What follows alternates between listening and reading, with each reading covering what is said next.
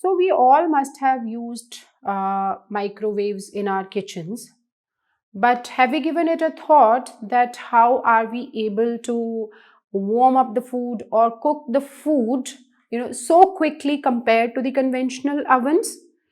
So we are going to learn about the principle behind the microwave, which is there in our kitchen, and I will discuss first what microwave spectroscopy is and then its applications.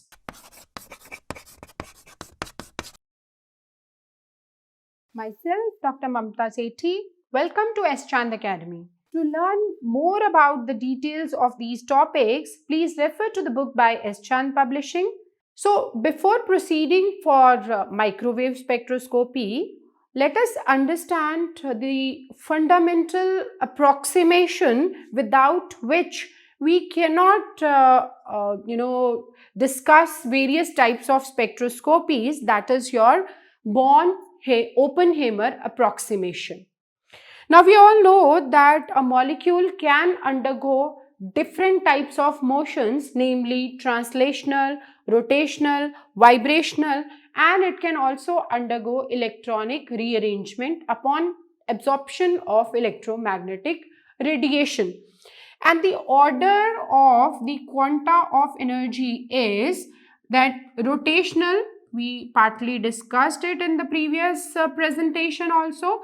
Then comes your vibrational quanta of energy, and then the highest quanta of energy corresponds to the electronic rearrangements in molecule. So we can imagine that as we mentioned that electronic transitions require highest energy.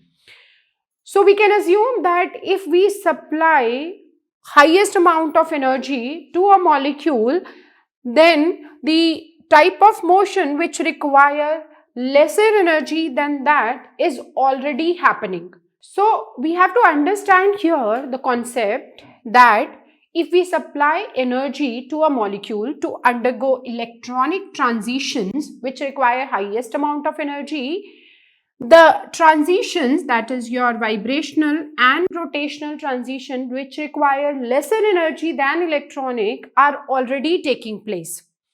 So we can understand this concept in a way that these are, let's say, your electronic transition energy levels. In between electronic, you have vibrational energy levels, and in between these vibrational energy levels, we have rotational energy level. So when a molecule has sufficient energy to go from this state to this state, it has already covered many of the rotational and vibrational energy levels.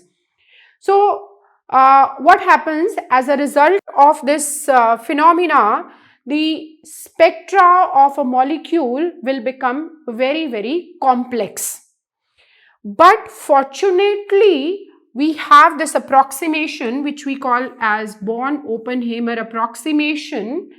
He suggested that although different types of phenomena or different types of motions are occurring in a molecule, but because of the different range of energy in which they are occurring, they can be taken as independent motion in a molecule. So, total energy in a molecule during any transition can be written as sum of rotational, vibrational and electronic independently. Now, what do we mean by this independently? We can write as a sum of these three is that rotational energy does not interfere with the vibrational energy and vibrational does not interfere with the electronic transitions.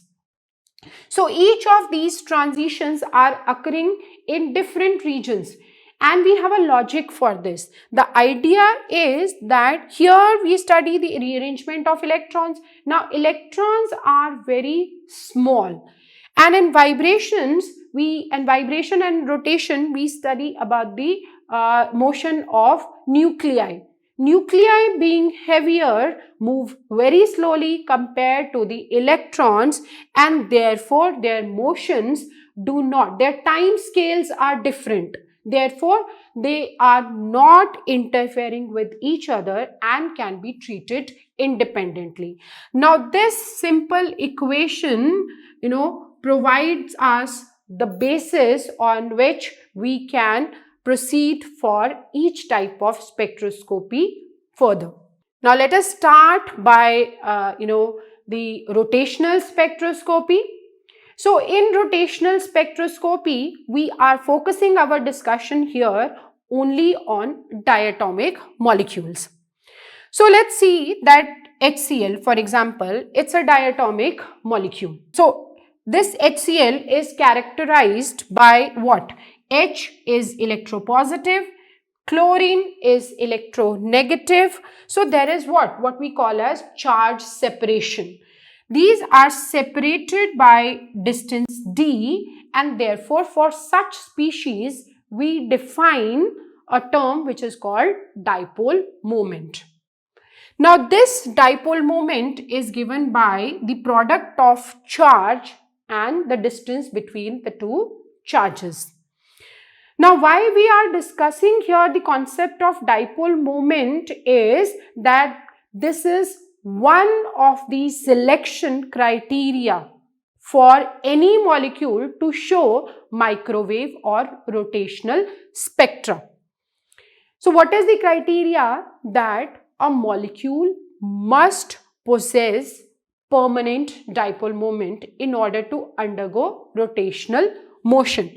So, this we also call as Gauss selection rule for rotational spectroscopy. Now, let us see how this molecule is going to interact with the electromagnetic radiation. In the previous slide, we understood that with any heterodiatomic molecule, there is an associated dipole moment with it, and therefore it can be represented by this dipole.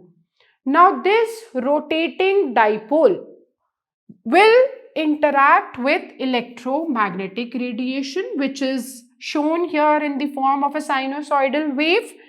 Now, this rotating dipole will interact and will keep on rotating and changing its orientation like this, and therefore we can say that it is the dipole moment of the molecule which can stir the electromagnetic radiation, and therefore these rotations, due to these rotations, there will be absorption of energy from the electromagnetic, from the microwave region of the electromagnetic spectrum, and the molecule will undergo rotational transitions. So, the idea is to conclude that for any molecule to show rotational spectra, there should be permanent dipole moment. Because if the molecule does not have this permanent dipole moment, it is not going to interact with the electromagnetic radiation.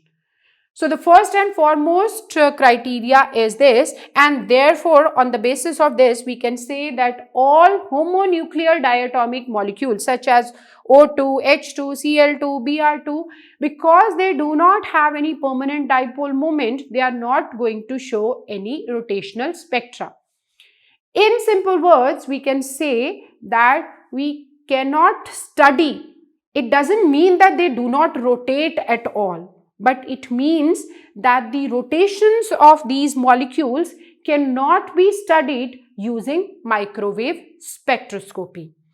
Now, let us understand the the concept of rotation quantitatively. Qualitatively, I did discuss that they should rotate, and this rotating moiety interacts with the electromagnetic radiation, but we need to understand that what will be the energy this molecule be carrying during its rotation.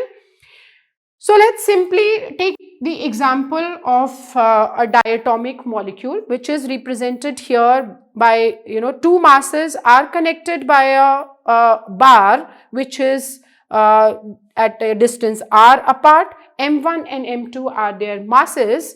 Now this is the classical description of a diatomic rotating molecule. The two masses are linked.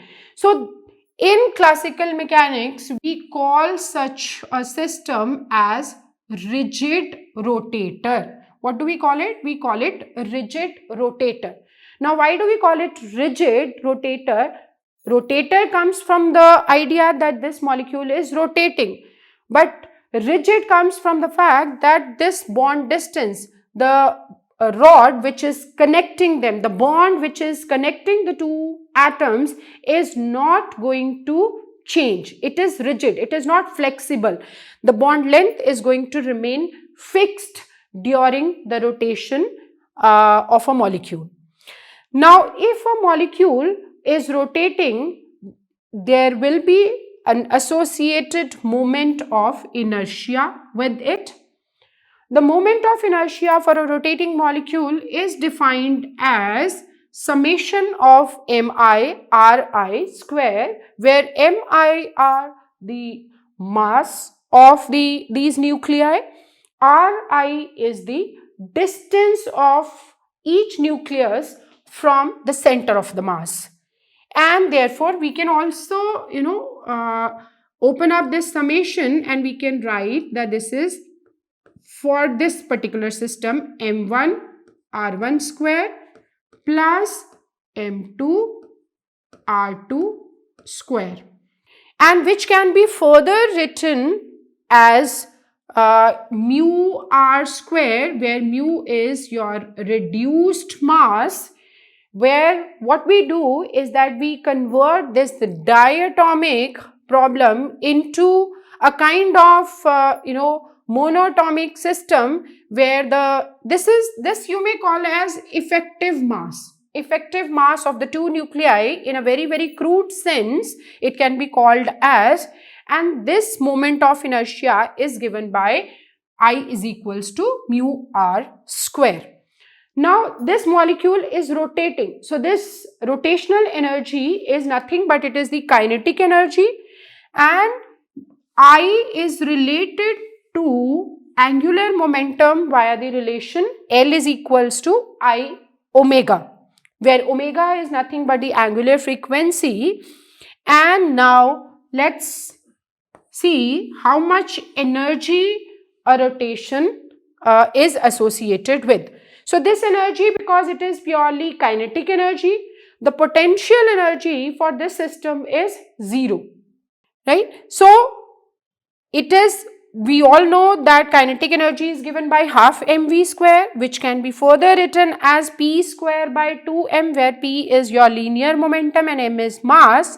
And here for a rotating system, this can be written as, using this relationship, we can write that the energy, which is energy, this is the classical description according to which the energy of rotation or the kinetic energy of rotation is calculated as, so I half I omega square. So there is a similarity. If we have one molecule, one mass, we would write p square by 2m, and if we have on the other hand two nuclei connected by a bond, we will write the corresponding expression in angular coordinates, right? So this is your L square upon 2I, linear momentum, angular momentum, mass, and then moment of inertia.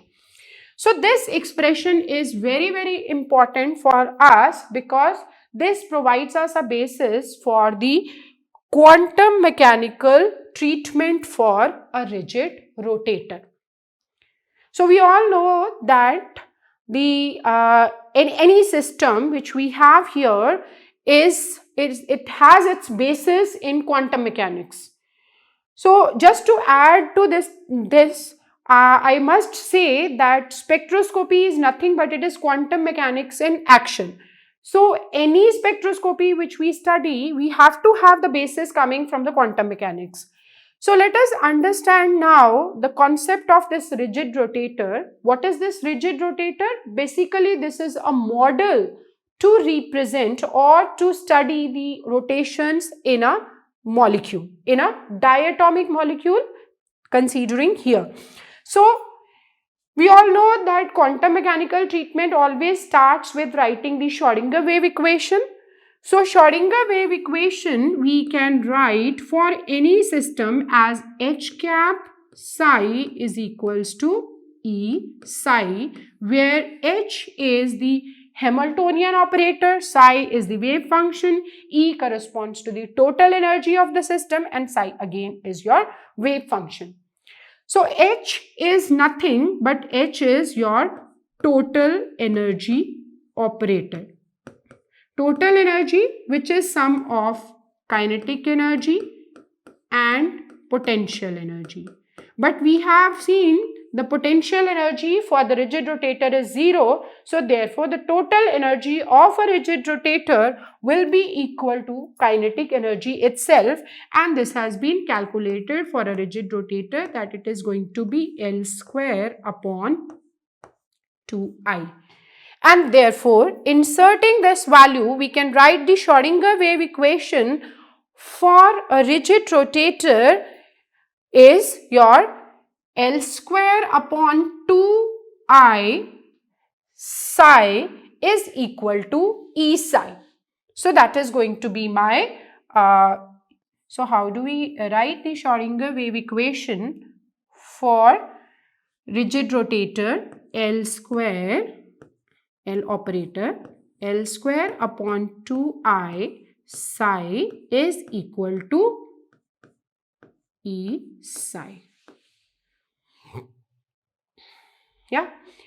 So, this L square operator, we are not going to discuss the quantum mechanical treatment in details because we are not studying it as a part of quantum mechanics. Therefore, I just write it directly here that this is your L square operator.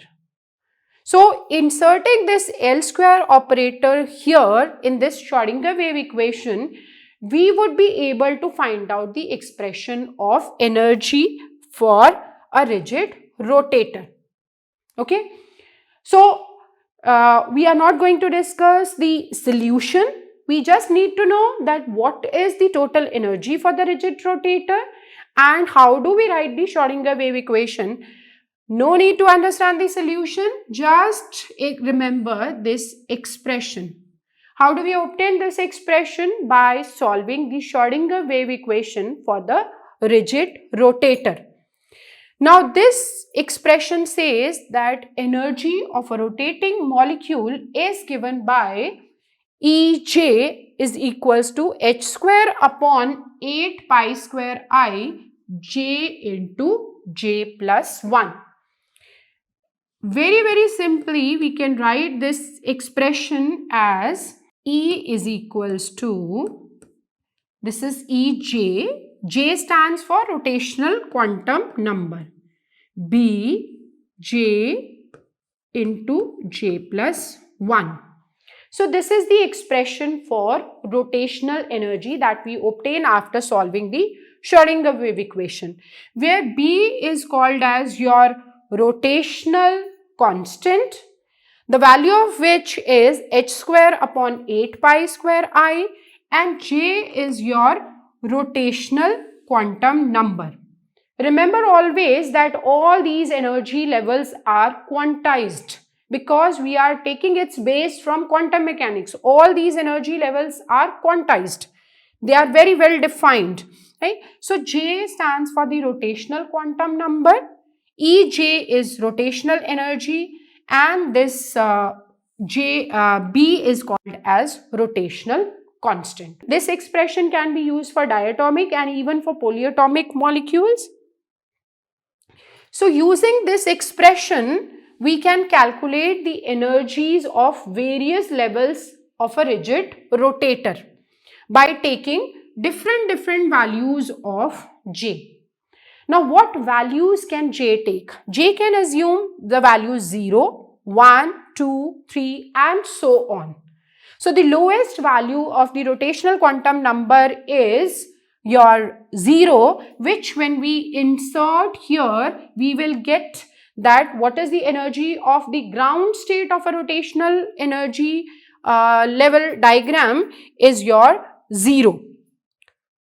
So inserting the values in this expression, which is your, so inserting the values of J in this particular expression, we get various energies, right? Energy corresponding to J is equals to 0 will be 0. When we insert J is equals to 1, it is going to be 2B.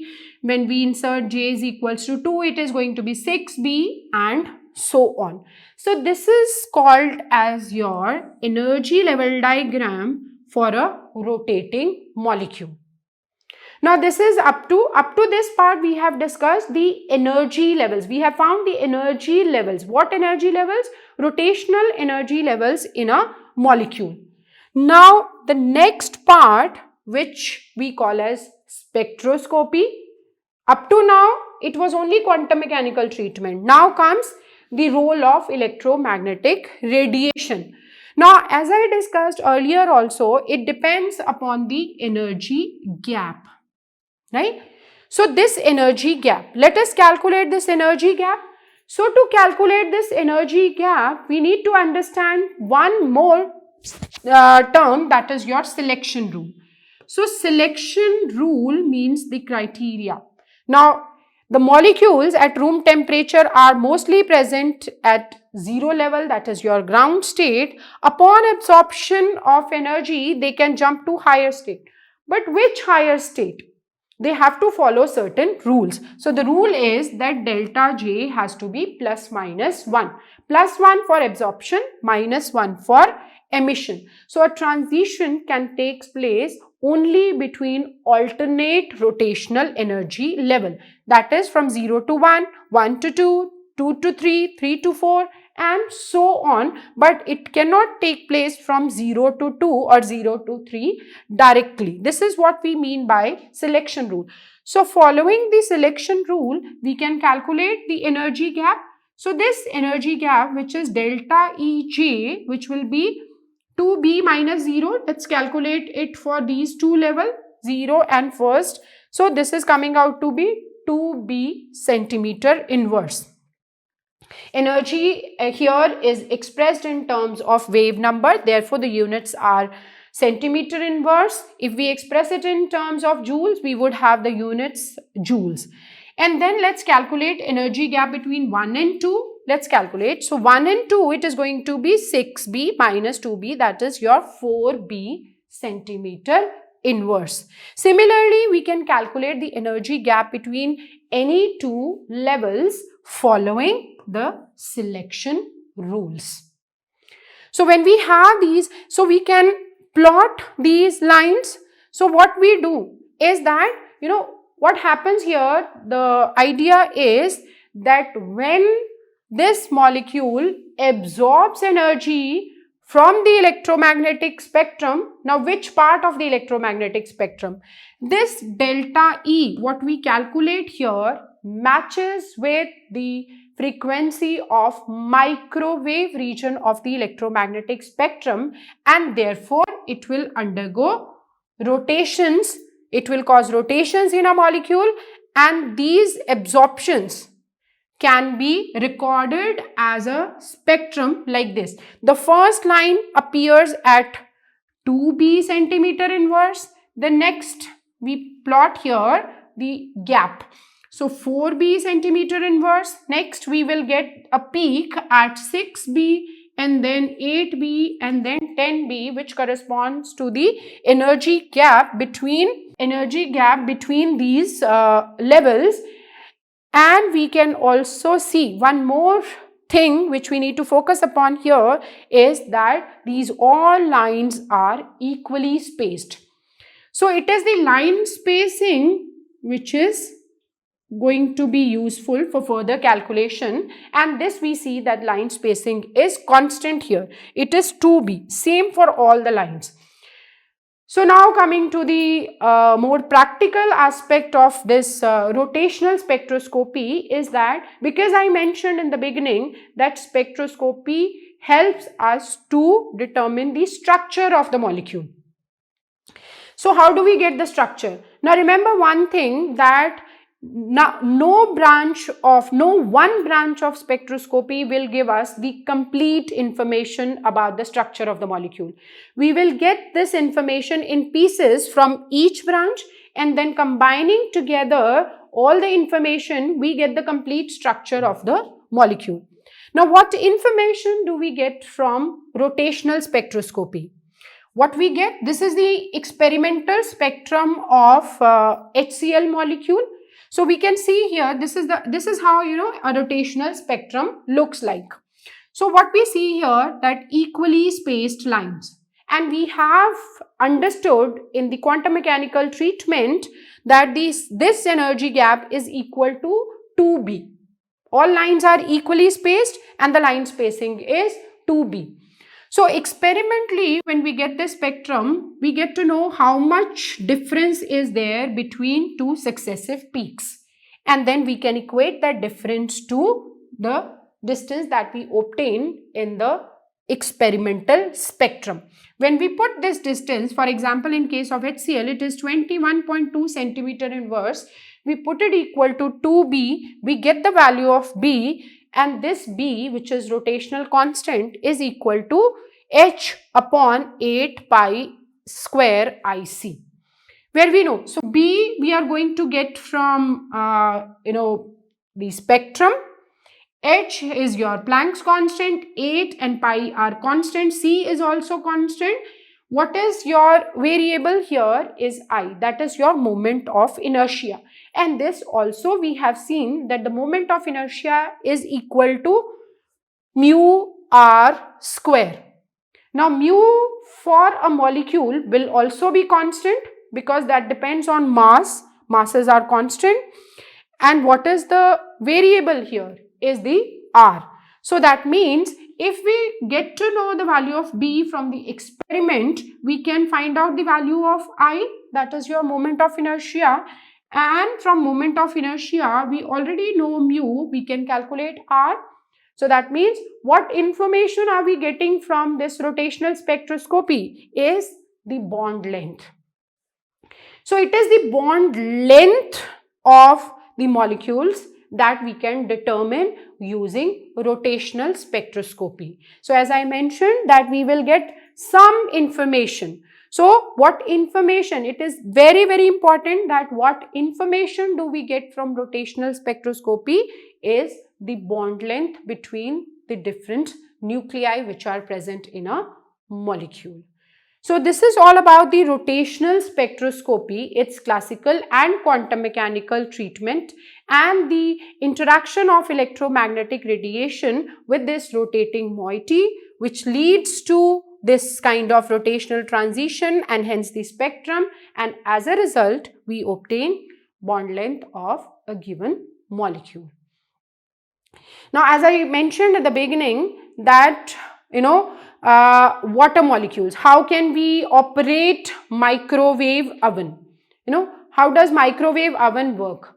So recalling the selection rule, water molecule has permanent dipole moment. Therefore, it is what? Rotationally active. The rotations in water molecule can be studied in the microwave region. So we all know that in our food items, there is plenty of water. So all these water molecules, when they absorb energy from microwave region of the electromagnetic spectrum, which they get from the instrument, which already has a source of light, so it starts rotating. The water molecule will start rotating. Now, rotating means they are going from lower energy state to higher energy state. Now they are all in their excited states. So when they come back to the ground state from excited state, they release energy in the form of heat, and as a result the food gets quickly cooked compared to the conventional oven. In part 1 I talked about the rotational spectrum of a diatomic molecule. In the next part, I will be talking about the vibrational motion in a molecule. To learn more about the details of these topics, please refer to the book by S. Chand Publishing. If you like my videos, please like, subscribe and share. And do not forget to press the bell icon for further notification.